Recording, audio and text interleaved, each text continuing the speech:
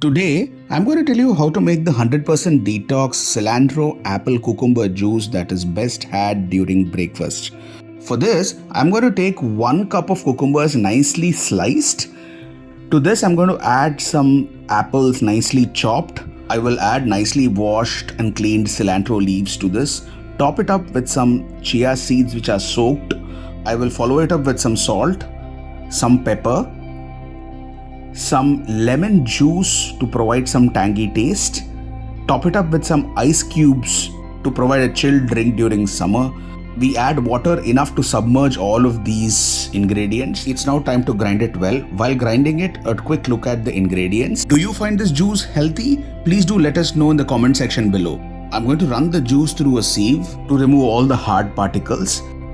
Our juice is coming out well, and now our 100% detox cilantro apple cucumber juice is ready to be had.